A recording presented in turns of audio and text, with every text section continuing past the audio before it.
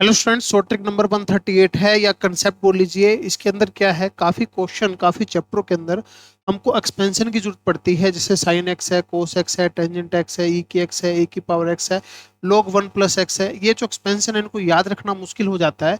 Exponential and logarithm series के अंदर भी यूज होता है, लिमिट्स के अंदर भी यूज होता है, ठीक है ना, बाइनोमियल थ्योरम के अंदर भी यूज होता है। तो एक तरीका मैं आपको बता रहा हूँ, टेलर सीरीज होती है, उसके तहत हम ये सारी की सारी सीरीज याद रखने की बजाय सोल्व कर सकते हैं। क्या सीरीज, बिल्कुल इजी मेथड है, समझिए।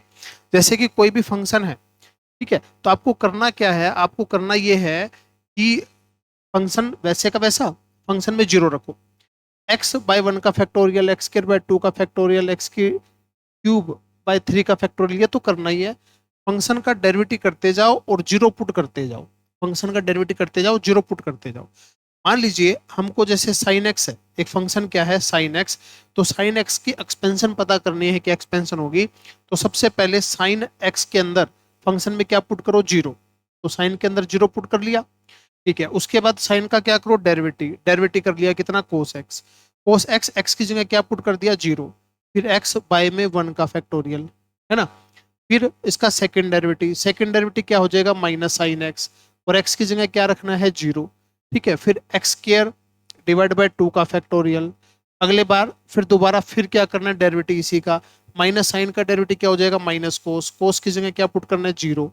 एक्स की 3 डिवाइड बाय 3 का फैक्टोरियल, ऐसे चलता जाएगा, इन्फिनिटी तक जाएगा।